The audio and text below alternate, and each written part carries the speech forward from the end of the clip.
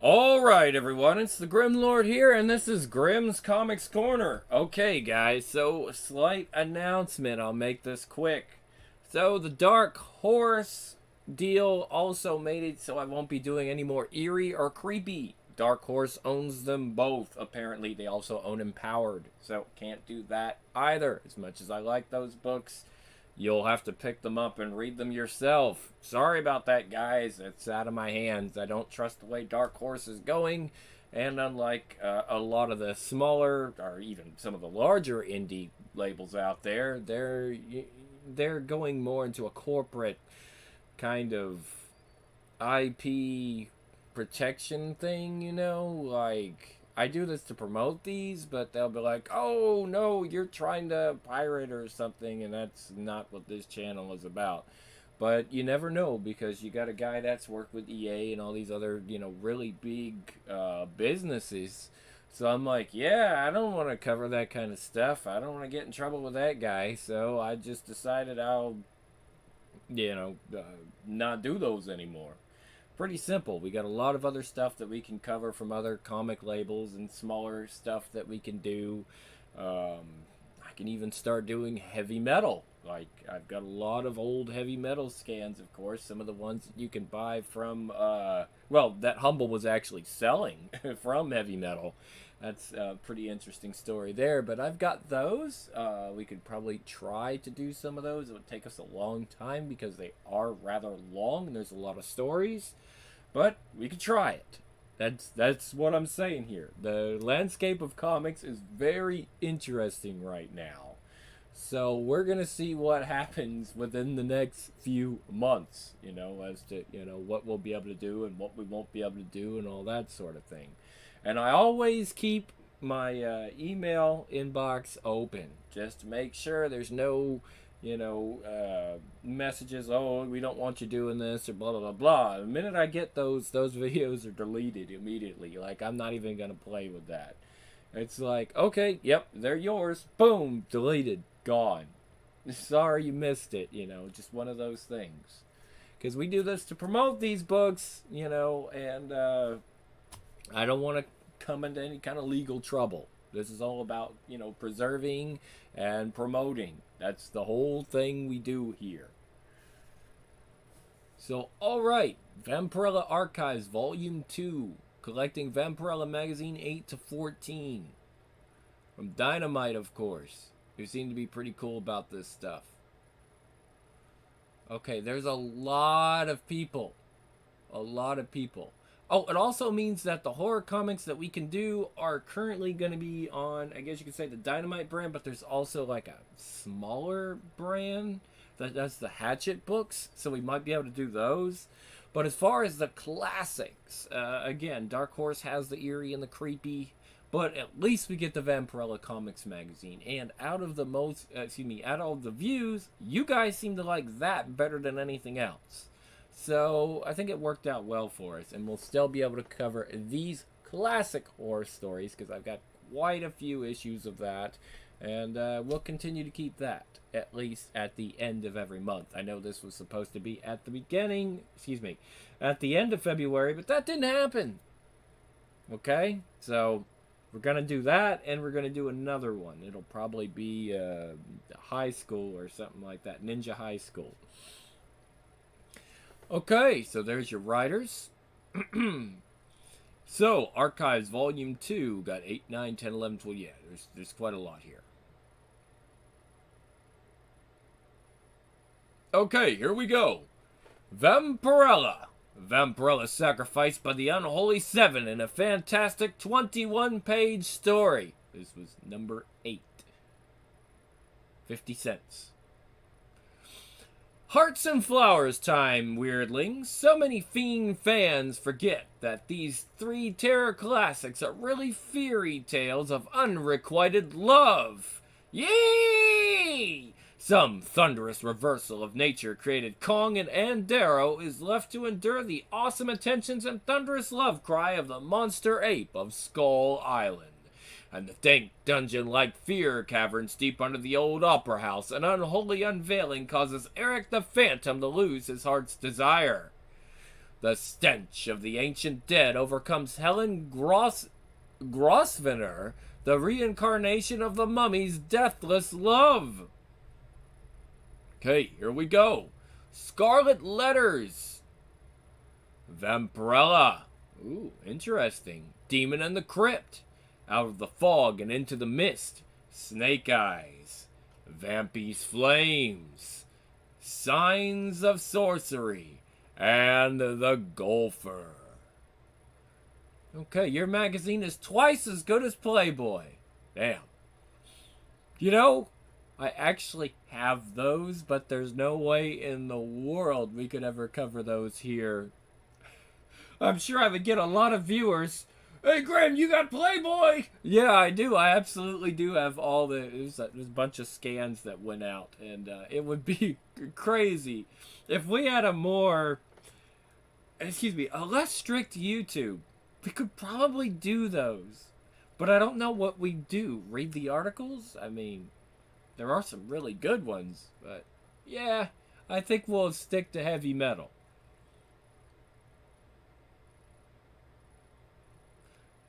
Let's see. Oh, okay, there's some letters, some answers here from Vampirella. Jeff Jones' work, a most superb piece of illustration. Dan Atkins Centaur, not up to par.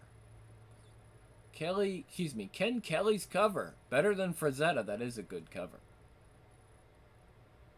The Crawling Hand. Turn on the switch and watch. The hand comes to life. The fingers flex as the hand starts to walk across the room. The large ring on the third finger sheds a light of eerie horror over the room. The silent, lifelike plastic hand made of latex rubber with a bandaged wrist stalks across the room, and only you know where it came from. Only $4.95 plus 50 cents for postage and handling.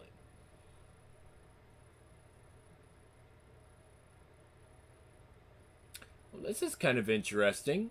The same editor, as you know, puts together all 3 Warren magazines, and it's a big job. Reading unsolicited manuscripts and commenting on them adds to the workload, which makes us reluctant to encourage them. It's interesting that they took unsolicited manuscripts, because now you have to pretty much have an agent. In general, we work with experienced writers and artists who work with us on an unassignment basis. Getting the experience isn't easy, of course, but you're on the right track by getting the right education for it. If you have story ideas you think would be acceptable, it's better to submit them as finished scripts broken down into panels with indicated action as well as dialogue. Be sure to enclose a stamped self-addressed envelope to ensure a speedy return. Getting into a business like this is almost as difficult as getting in the show business. That's what they called it back then. It takes a lot of time and a lot of discouraging interviews with editors and publishers, but the business needs young professionals, and we think it's worth the effort. This was Mark Orlusk. Don't really know if he got anywhere, but, at least he was trying.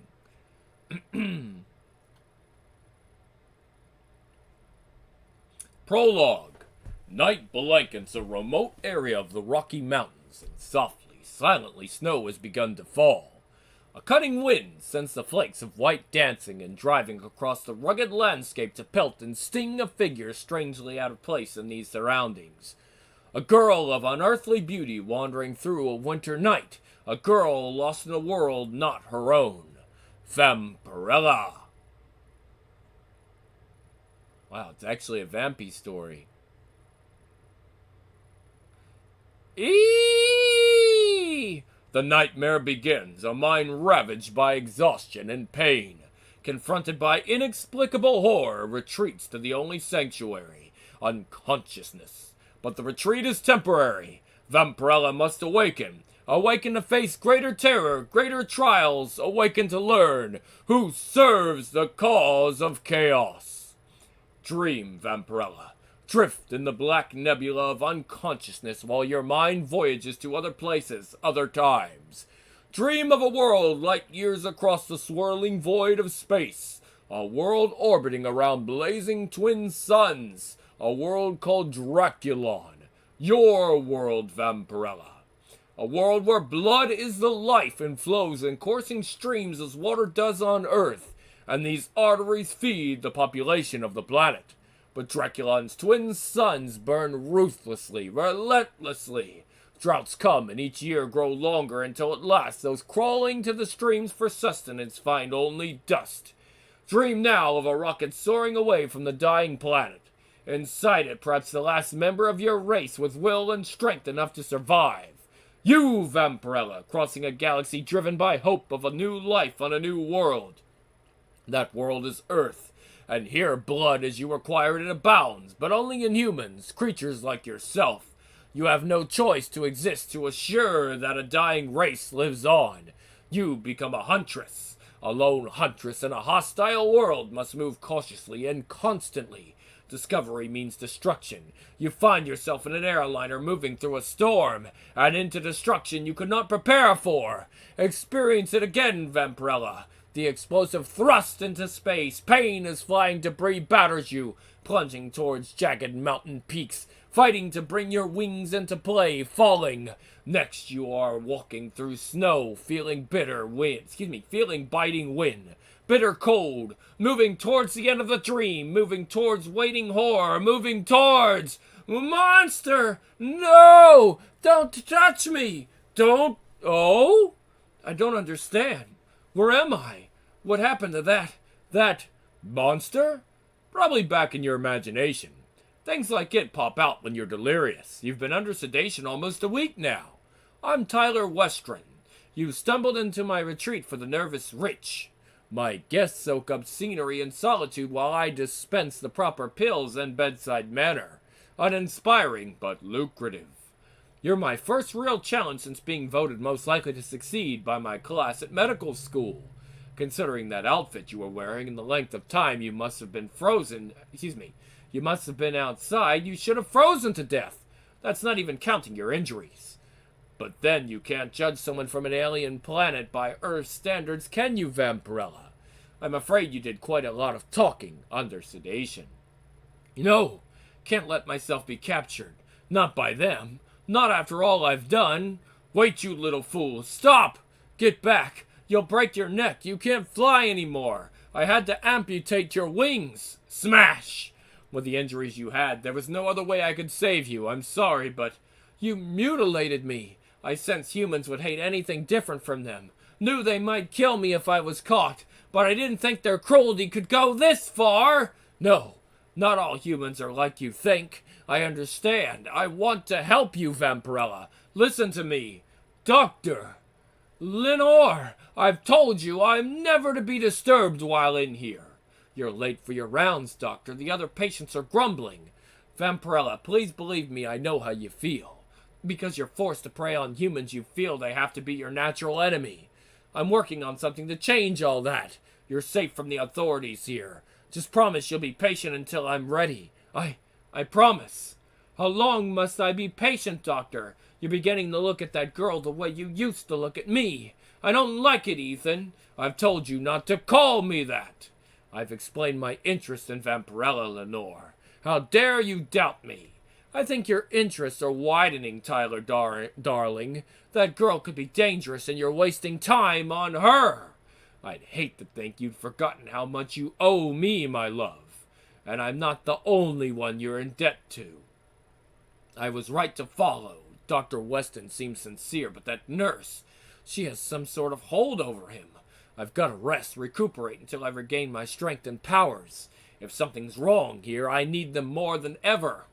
And far from the isolated winter lodge, other events are forming that will in time touch the girl of Draculon. As the half-light of dusk settles gloomily over a graveyard in rural Michigan. There you are, gents, but I still don't like the whole business. You've seen the papers from the coroner's office and my own credentials as Conrad Van Helsing, brother of the deceased. Oh, it ain't that, Doc. It's just, well, here's this poor soul killed in that plane crash in the Rockies, then shipped home here for burial. Well, it seems a shame to disturb him again. I figure the dead deserve their peace. I assure you, sir, so do we. Dad, I've got it open. Uncle Kurt's body is bloodless, just as reports at the time of the incident indicated. And his throat had him. His throat are there 2 small punctures in the jugular vein. No one without reason to look would have noticed them. Then there is but one thing to be done. My God, what are you fellas gonna... Do I have the stake in the proper position, Adam? Yes, Dad. Walk! Son, I know your father's a lot smarter than me. I saw all them degrees after his name on those credentials. But you tell me, is there rhyme or reason for what I had just seen? Not the sort of reason most men accept nowadays. Let's say it's a tradition that's been handed down in the Van Helsing family. Good men like you die, Kurt, but the evil we've always warred against still lives.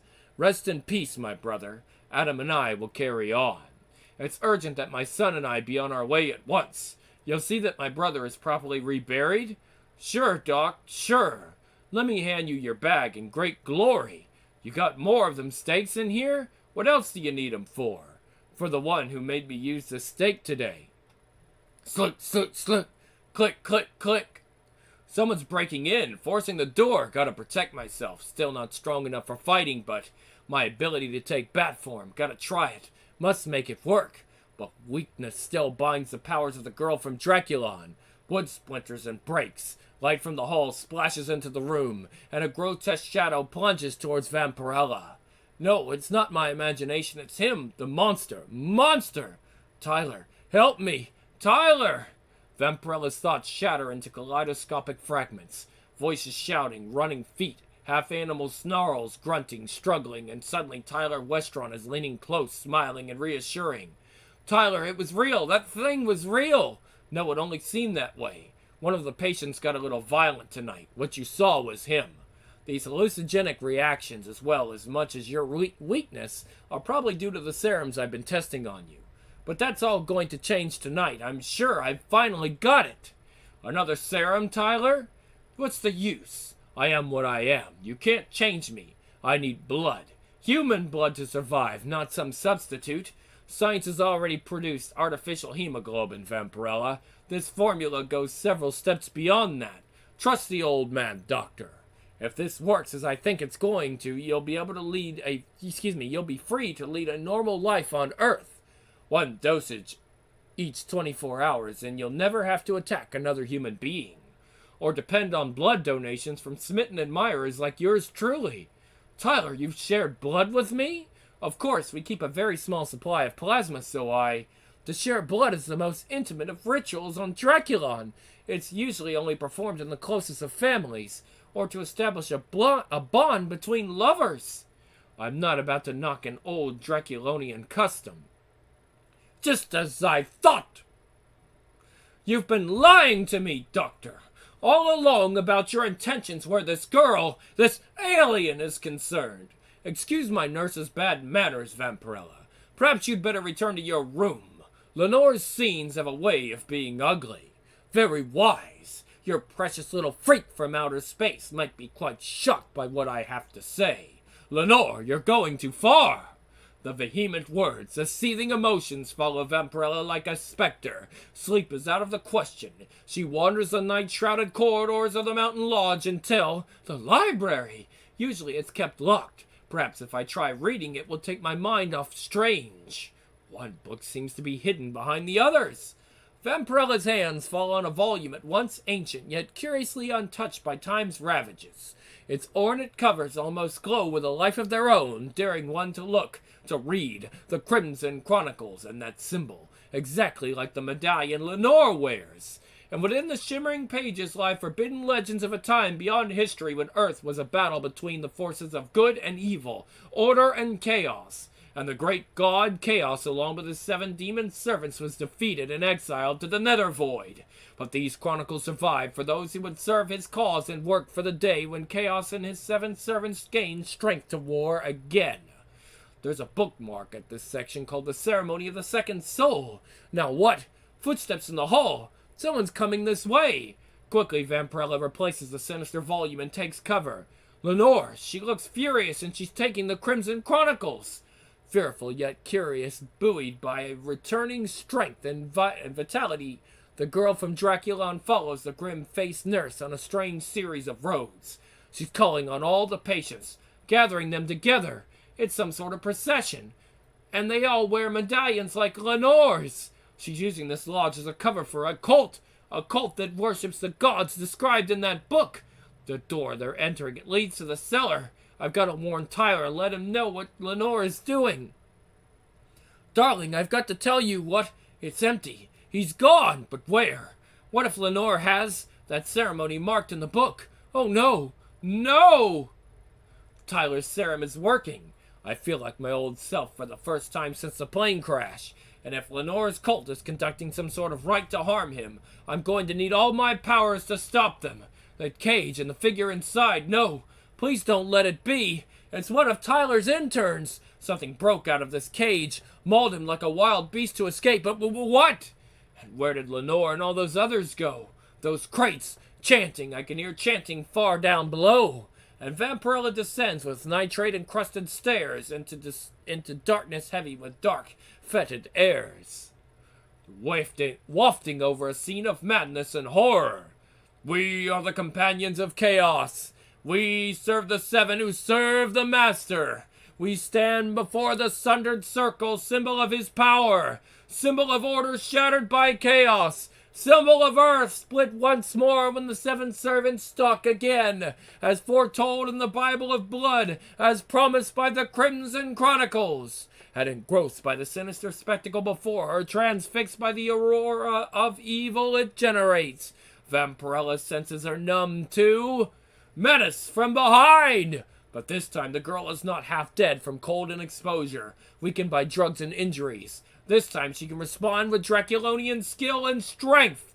The girl! That alien witch! Get her! Don't let her get away! Lenore's screeching brings a wave of crazed cultists swarming out of the turmoil Vampirella's actions have created. A wave certain to overwhelm by numbers alone. And when the fighting ends, the horror once more resumes, directed this time at Vampirella. You saved us the trouble of coming after you, Vampirella. Now everything's complete for the ceremony of the second soul.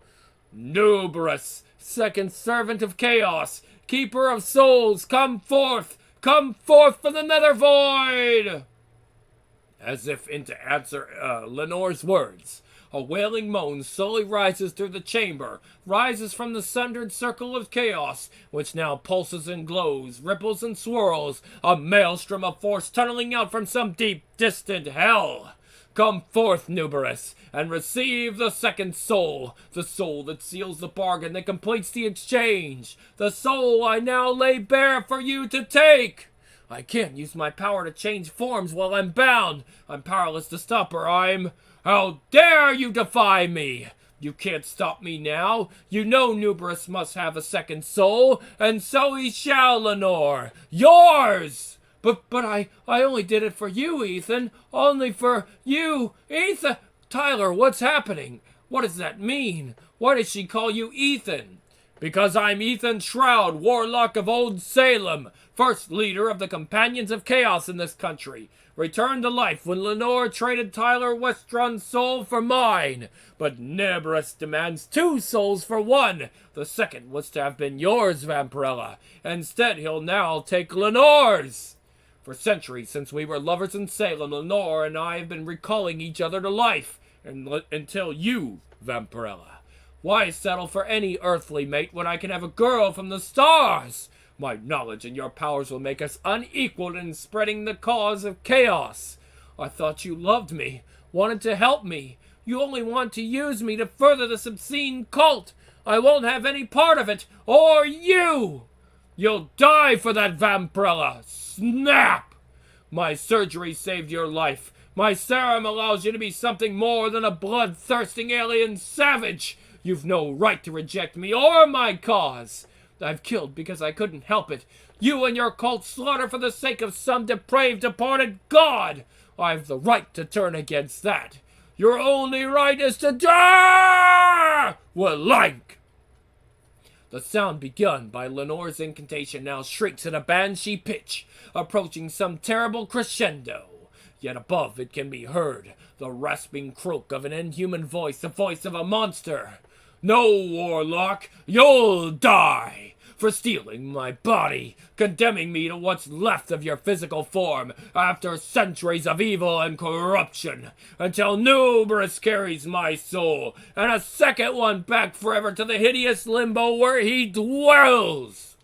But barely do the words of the pitiful grotesque register with Vampirella when, the sundered circle, something's coming out of it. Numerous has come for his souls, and the Crimson Chronicles burn. He won't be bound by the incantation. He'll prey on any and all around. Gotta get away. An explosion of sound like the screams of all the damned in hell thunders through the cavern, a heralding trumpet of cataclysm announcing that Numerous has come, the second servant of chaos come to feast on the souls before him, and the chamber, the lodge, the world itself seems to shatter and come apart. The chill touch of air summons Vampirella back to consciousness, back to life that timeless moments ago had seemed certainly lost. The lodge is a ruin, utterly destroyed. But I'll always hear those people, those cultists screaming as that's the thing. Don't dwell on it, Vampirella. You're safe. That's enough. You managed to carry me out, but you're hurt because you risked saving me as well as yourself. I was lost long ago. Though I could escape, the cultists kept me in. Their power over me was always great enough to bring me back. But I vowed to warn you, save you instead. You're from another world, Vampirella. You're a factor the growing forces of chaos haven't reckoned on. Perhaps you can help humanity against them as I've helped you. But whatever you decide, don't feel badly about my dying. It comes easy now that the soul and body of Dr. Tyler Westron are once more his own. On the horizon, the dark shades of night give way to dawn's bleak grayness. A gust of wind stirs the tall pines of the Rocky Mountains, making mournful whispers. Vampirella, girl of distant Draculon, looks down at the still form in the snow before her.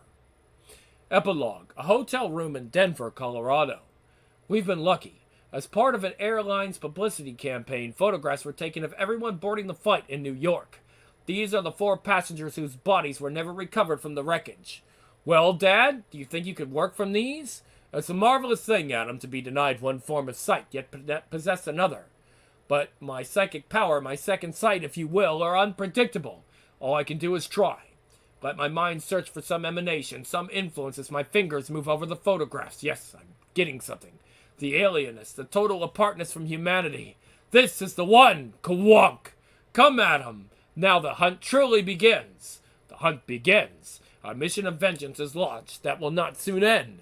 Not until the relentless stalkers face the girl they have sworn to kill. The girl from the stars who now searches to find her place on this planet we call Earth. Vampirella, the end.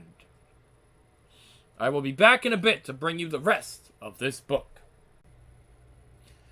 Alright, everyone, it's the Grim Lord here, and this is the rest of Vampirella Comics Magazine. So, there was some issues last night, and then, of course, there was a storm, and I was without power for 2 hours. So now we're back, hopefully. A storm has passed. Let's go ahead and get started. The Sword Maid of Carcassonne, Amazonia, has ascended the throne, which is hers by right of birth and her good sword arm, only to discover that her rule as queen is threatened by a dread menace from the newly discovered subcellars of her palace. Let me check this, make sure we're doing it. Okay, men-at-arms and maidservants die ravening in the ebon blackness of those primordial crypts, so that soon no man or woman will go into those tunnelways where a noisome death awaits the visitor. Only Amazonia, daring both death and a prophetic legend, will brave those charnel corners to meet the demon in the crypt.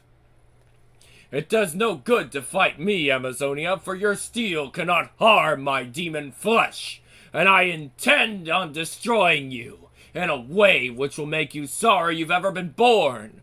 My sword betrays me. It will not touch demon flesh. Along the dusty, long untrod by ways of the eon-ancient palace of Carcassonne, something wicked, something fiendish crouches, hungering for human life. I like not these walkways. Ever since the stone masons found them, there's been nothing but dire tales told of what hunts them. Out of the shadows it leaps, an awesome shape of evil, paralyzing by its terrifying presence. In leather jerkin and mail shirt, the royal maid descends the worn stone steps that have known the tread of man and demon, downward, ever downward, into those eon-old regions of the subcellars. Guide my sword hand, Tanit. Help me to find and slay this fearsome thing that feasts upon my servants. Far ahead of her, crouched above its prey, is that hunter of darkness, that dread being of charnel crypts feasting. She comes at last, as the legend has foretold, offering herself to my mephitic embrace. These cryptal floors are overlaid with thick dust, in which the tracks of demon feet betray the path to the death crypt of the being from the gulfs of nether space. By Taint's blood I found its trail. This is where the thing feasts on any who enter its lost lair. But those fearsome marks lead only to a blank stone wall. Her keen eyes find a stone rosette oddly shaped and different from the other decorations. Swiftly her fingers search it out. Turn it. Ah, I hear the rumble of rustling machinery. Back swings part of that wall, and the royal maid steps boldly into an ancient burial room. By Tanit's breath! So this is where the demon has lain all these long eons since it was put away. But where is it? Where does it hide? The old legends say that this palace was built ages and ages ago upon the remnants of an ancient temple where a demon god was slain by white magic. For eons that demon being has lain in the deep crypts which were sealed long and long ago. But with the coming of a queen to Carcassonne, that demon shall stir back to life. It eats life deep in the vaults below. And it shall come forth to take away your crown and sit itself upon your throne. Nervously paging her bedchamber, hours later, Amazonia comes to stand before her sword Excalibur. I've been queen for such a short time. But my blade that helped with my queenship has been idle for too long a time. It's time I took you down from off that wall and went to find the demon. I am no queen in truth, if I cannot defend that which is mine as queen. Upward from the soil of the primal world of which it came, the demon springs. Its eyes flash with fiendish fire, its breath is a flame of destructive fury. Foolish mortal, you have come as legend foretold to be torn apart here in this burial chamber, to live on, dismembered, legs parted from trunk, arms from torso. Rash demon from the nether hells, Amazonia protects her own, and this is for the maids and men you have feasted on in these thrice damned tunnels. Excalibur flashes brightly in the charnel crypt. Die, loathsome slug, as it passes through the being creature without touching it. Oh, my steel didn't even flinch it. The razor-like talons of the bestial being rip and tear where they touch. For a moment, only the sobbing breath of the thing in the crypt is heard, for Carcassonne's queen lies mute, lifeless. She fell in the soil from the primal world out of which I came, the soil that kept me alive over the eons. But this means I cannot harm her as I planned, for the grave soil protects her even as it protected me. No matter, the sword and the throne are mine, and Amazonia shall remain here forever to rot out what little life is left to her. Sweating, straining, its demon muscles bulging, the thing from beyond struggles with the beer slab. Lie there forever, Queen Amazonia. Buried alive, 'tis not the fate I planned for you, but will have to do. In the faint light of the ancient crypt, a change comes upon the genie of the grave, its outlines blur and shimmer. As Bido the demon, I may not sit on the... I may not sit... Well, it's supposed to be on the throne. As Bido the demon, I may not sit on the phone... not the phone either. Let's try that one more time again. As Bido the demon, I may not sit on the throne. But as Bido the beautiful, I can easily take Amazonia's place. Until it lasts. Carcassonne is mine. By my demoniac enchantments, I shall enslave every man, woman, and child in this kingdom, compelling them to submit to my evil will. Stay there for all eternity, Amazonia. As this door closes, none shall ever hear your pleas for help. She departs from the crypt, leaving her the silence of the grave, the putrid smell of death, the damp rot of the charnel regions. The hours pass slowly, and then the stone slab lifts, shifts position. Give me strength, you ancient ones of primal Carcassonne, as you caused me to fall into this magic soil, thereby saving my life. Grant me also the power to move this tomb covering. Fingers grip the edge of the tomb. Now aid me to rise. A haggard Amazonia slithers from the grave. She has my sword, my throne. I have no weapon, yet I must find a way to slay that she-demon. But wait, this very dirt, being of the demon's own primeval world, is impregnated with its own magical properties. It saved my life, which means the demon is helpless against it. I'll take along some, placing it inside this basket, which I took, ironically enough, from one of the demon's own victims. Then, staggering from the crypt, she stumbles along the dusty tunnelways, upward towards her own familiar world. Tenet, grant my strength shall I last, until I come face to face with that hellish thing, and then you. But you died down there, not I. That primal dirt from your own time and space saved me, just as it shall destroy you.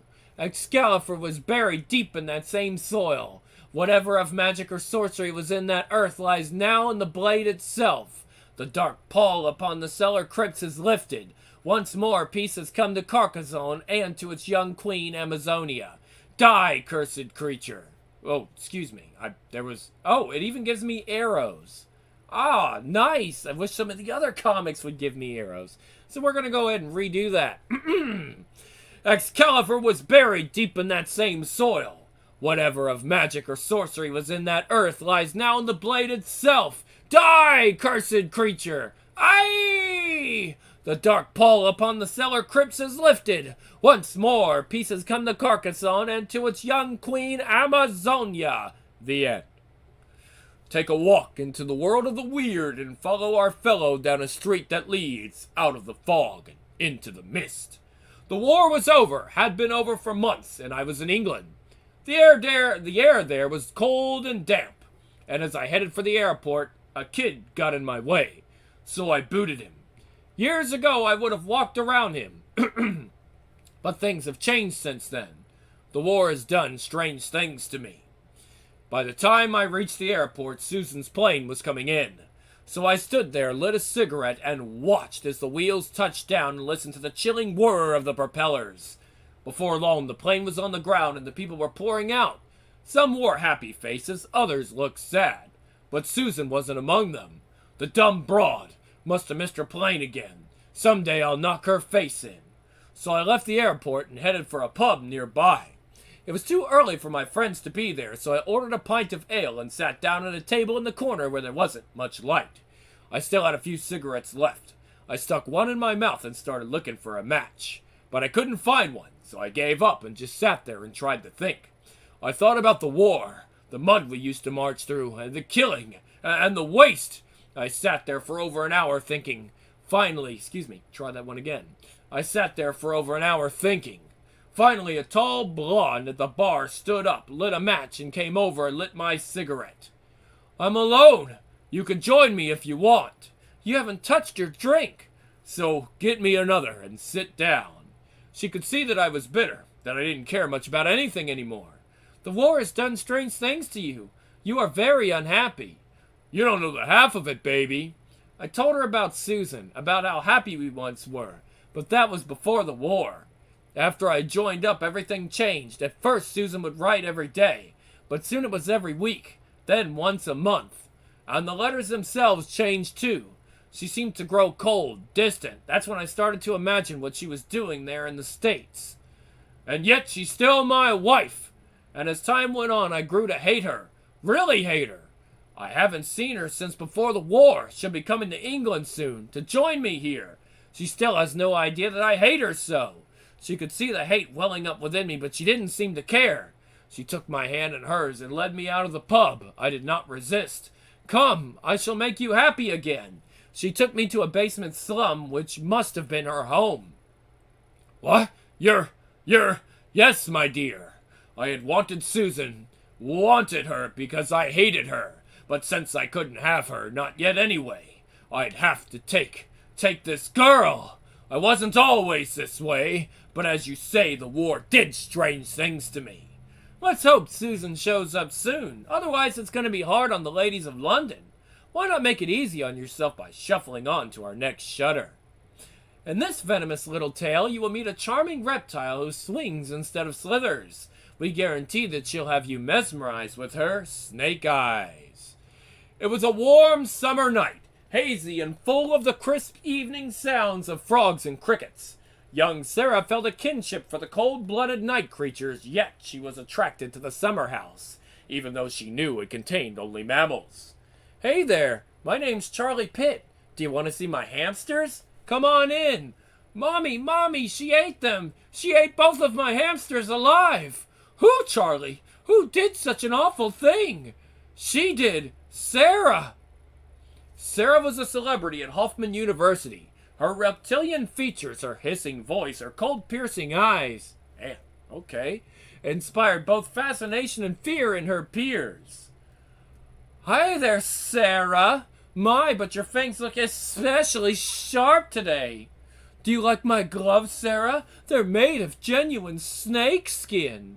However, Sarah is not without a defender. Charlie's childhood horror has matured into loyalty and interest. Ow! Nobody talks to her like that. You apologize right now. Yeah, Charlie, sure, we didn't mean any harm. We're sorry. You all right, Sarah? Sure, Charlie.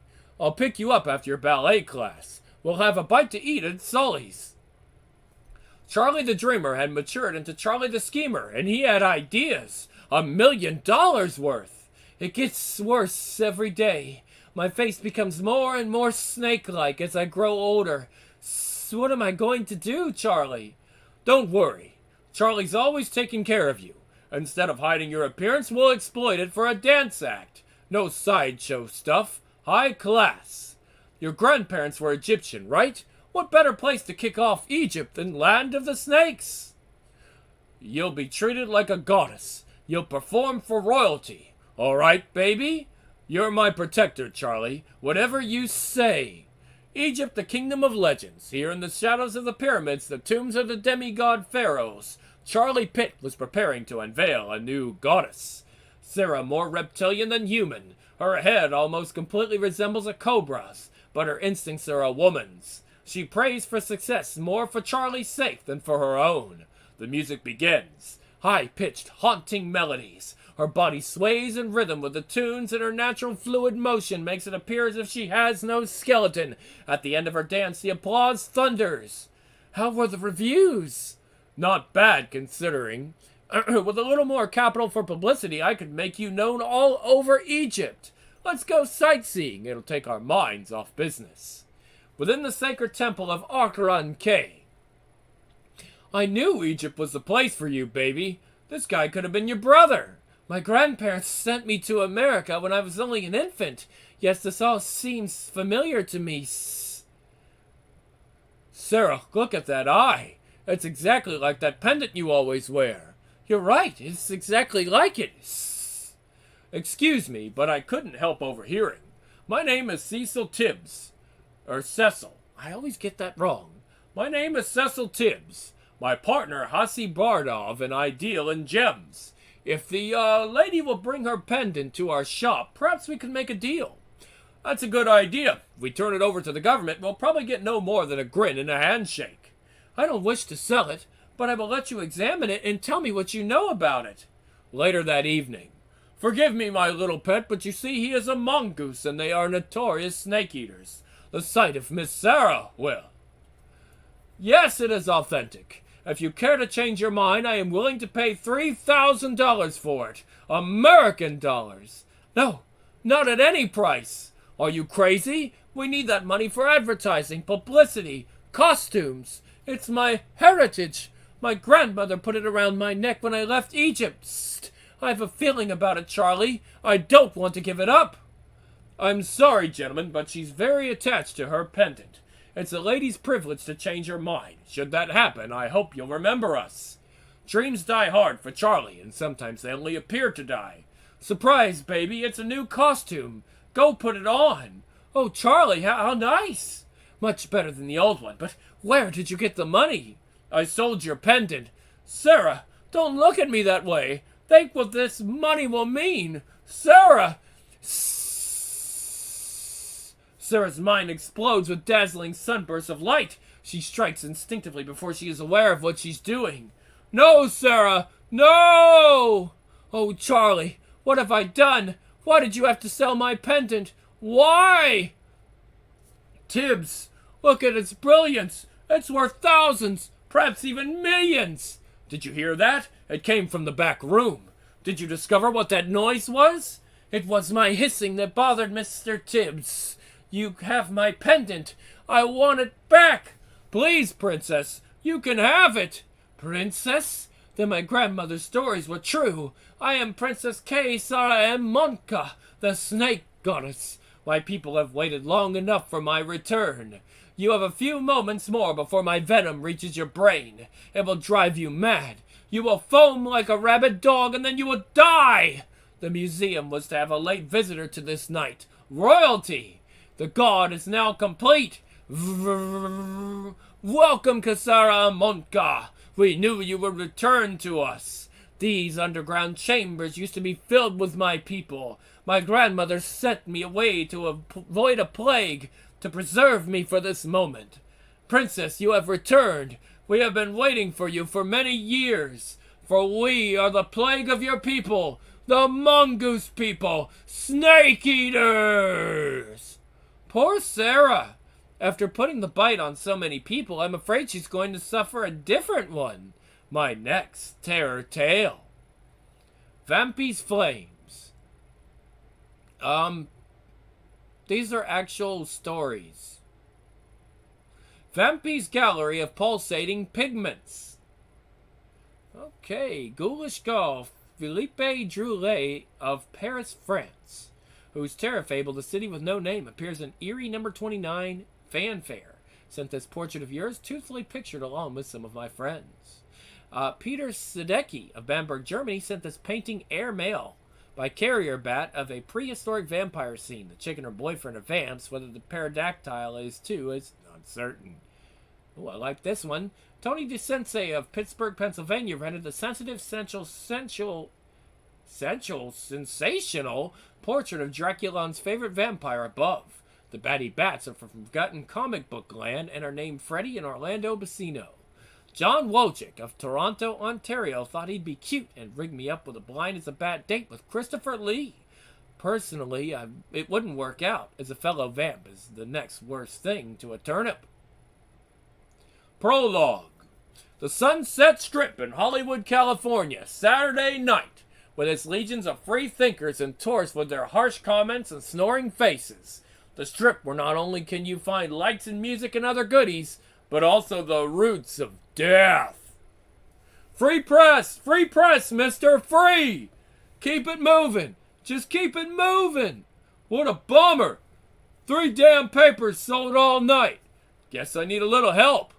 Look at him. Will you look at him, Gladys? It's getting so you can't tell the boys from the girls anymore. Dynamite, the man's not around for a bust. Nobody'll see me in this alley.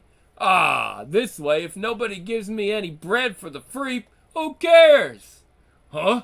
What's that sound? The fuzz? No. What's happening? This can't be happening. I haven't had a single hit all night. That means this is for real. Yeah! Okay, all you Libras and Leos and other signs of our times, with an apology to astrology, here's a gastrological forecast for you dudes with stars in your eyes. Signs of sorcery. Sherry, it's just around the bend. What? I can't hear you back there. A mechanical kick turns on the mighty roaring engine, and the heavy 650 speeds up curving roads before the evening mist blanketing the Hollywood hills. Roar.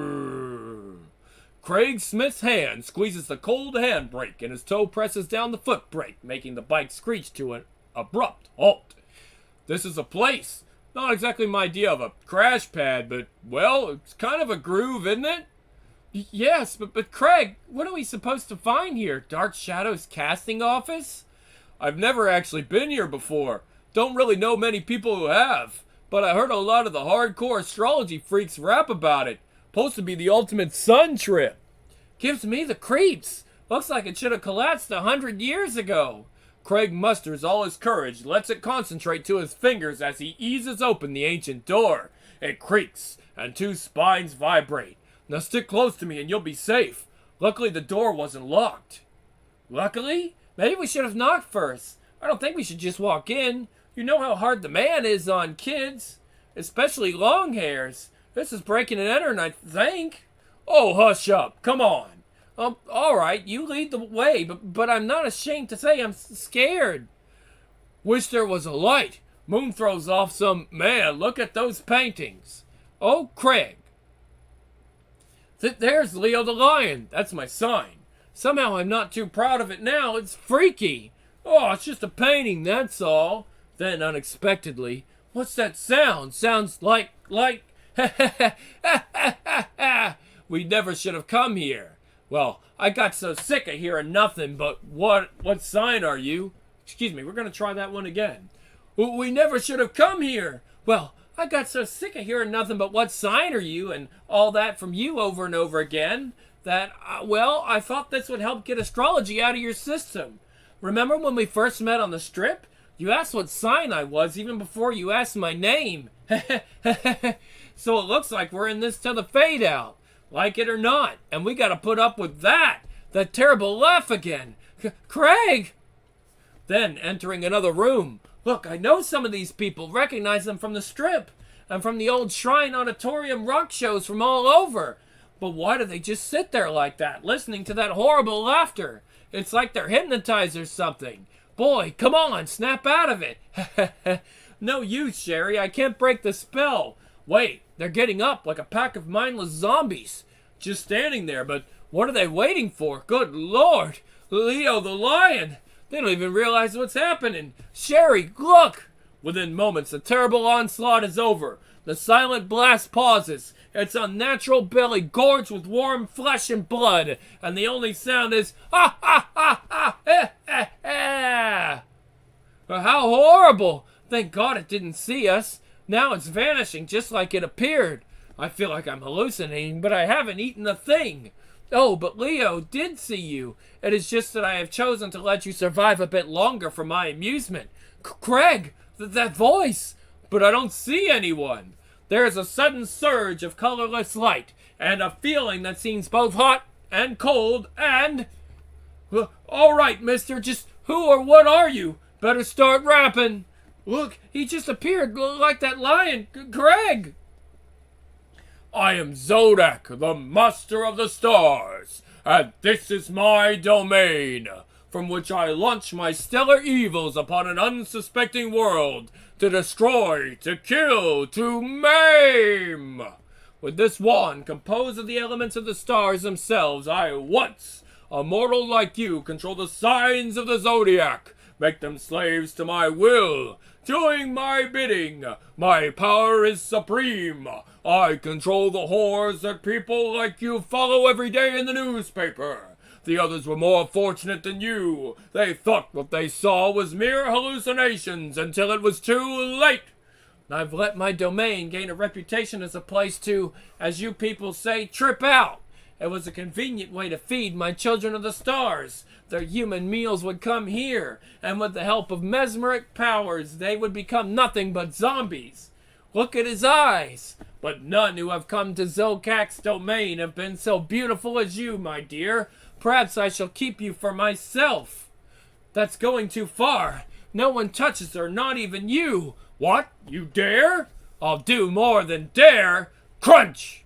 Craig, are you? Yeah, I'm okay. But I don't know what's happening with this wand. It's quivering like crazy. Man, now it's working all by itself. I'm not even moving it. And it's doing its thing, whatever that is.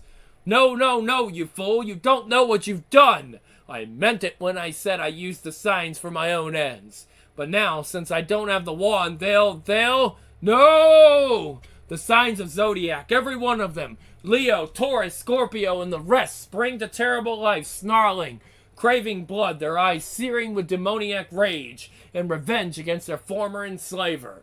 No, my children, my beloved children, no! No, no! Jumpin' Gemini, I wonder if Mr. Zodak will rest in Pisces. No, on second thought, not Pisces, a Pisces. Jumpin' Gemini, I wonder if Mr. Zodak will rest in Pisces. No, on second thought, that would be too illogical. See ya. Little Mindy was forever adopting stray kittens, chipmunks, and wounded birds. She would feed them and care for them, and so it was not unusual to see an animal trailing after her, hoping for a meal. The golfer, however, wanted to make a meal of Mindy herself. The golfer. Two innocents who have spent the bright summer day enjoying carefree games now stand in awe before an old house.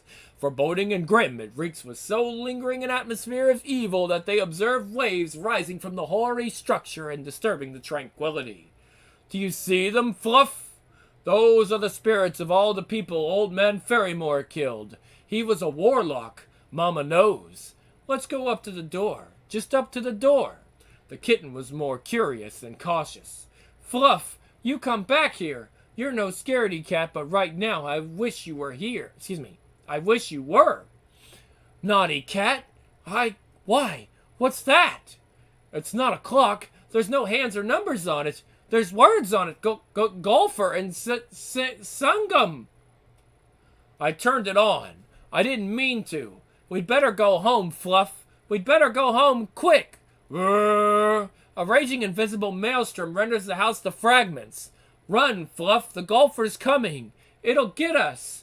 It is long past supper time when Mindy finally arrives at the summer house where she and her family are staying. Mama, both relieved and angry, waits to scold the tardy child. So there you are. Lydia and I have just finished washing the supper dishes. Mama, what's Sungum mean? Don't try to change the subject. You should. Where did you hear that word?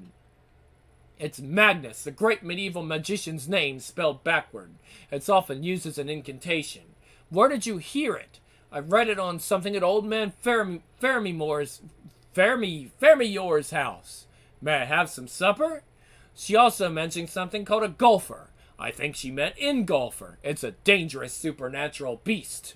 Those books you read may tell you that, but rival salesmen are the only beasts I worry about until I see a golfer, whatever that is.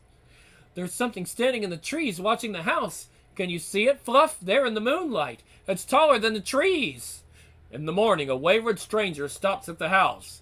Miss, could you direct me to Turkey Cross? It's a tricky turnoff. I'll show you how to get there if you'll drive me back. She shouldn't have done that. Hours later. Have you seen Lydia? She's been gone all day. She went with a man in a car to Turkey Cross. I'll get the truck. Don't worry. A short distance from Turkey Cross, Ward's worst fears are realized. Apprehensively, he walks towards the wrecked car, afraid of what he'll find. Oh no!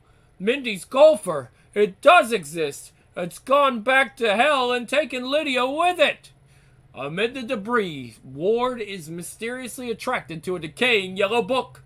The uncanny volume nearly screams for attention. Ferrymore's diary!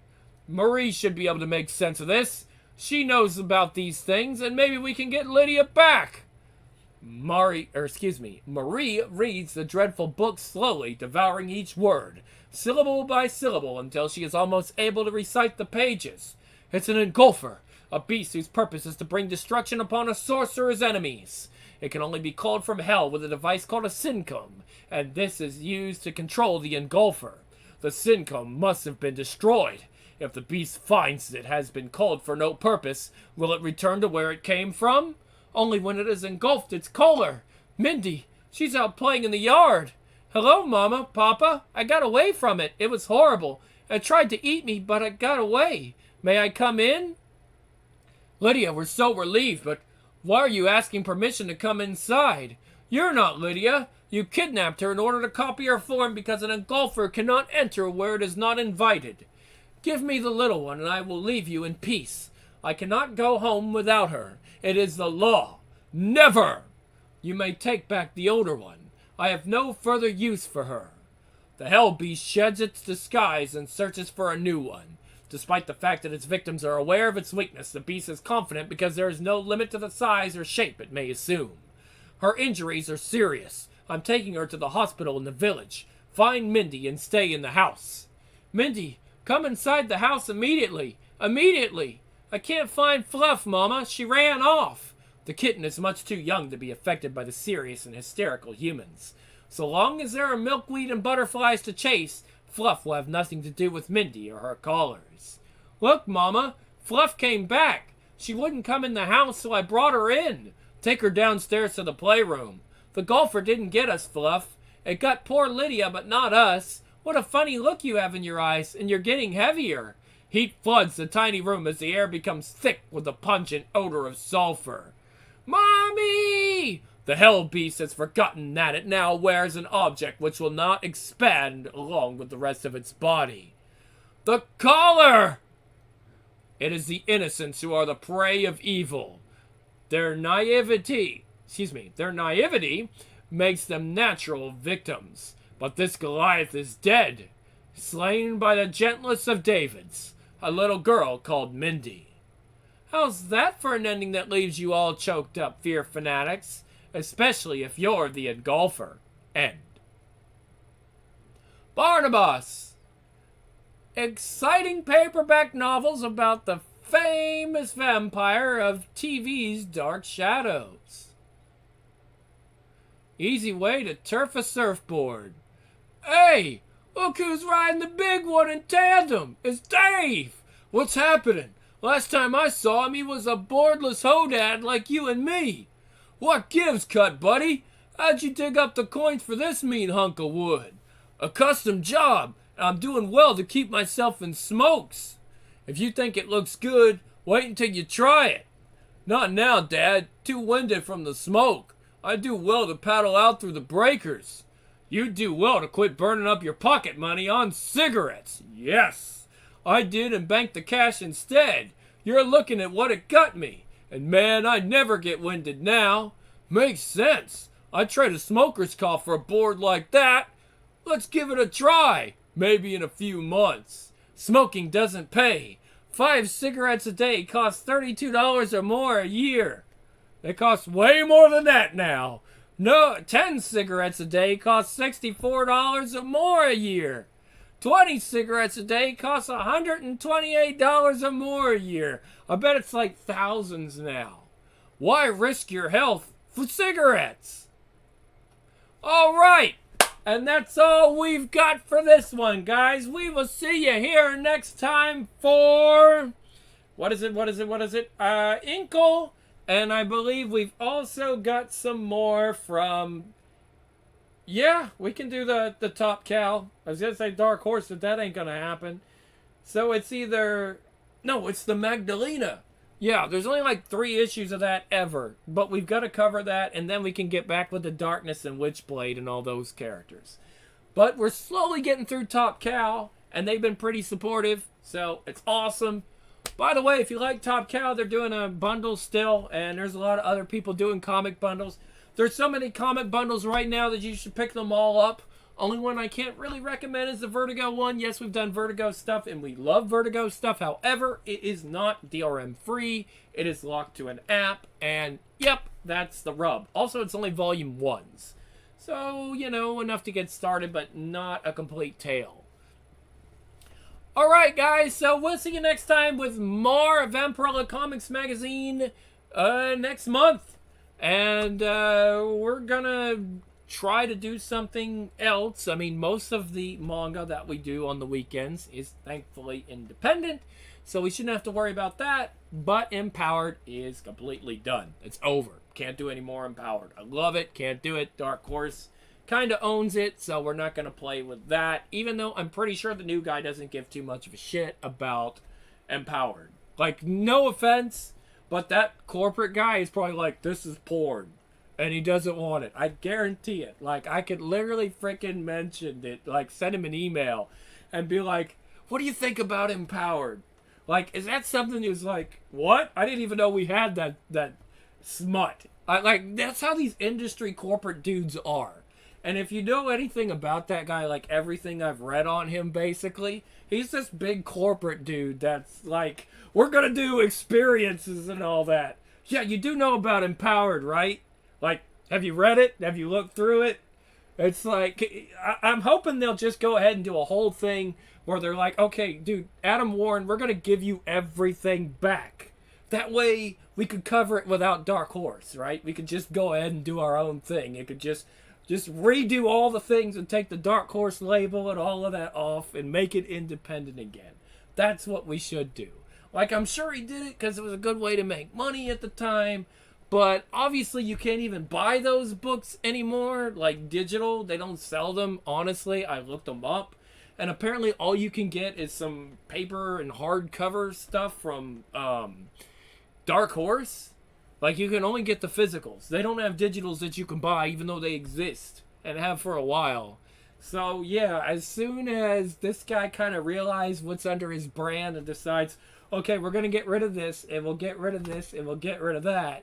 The minute I notice that Empowered is no longer under Dark Horse, we will freaking continue to cover it. So that's my thing on Empowered. That's my little rant there. All right, guys. I'm out. See you next time.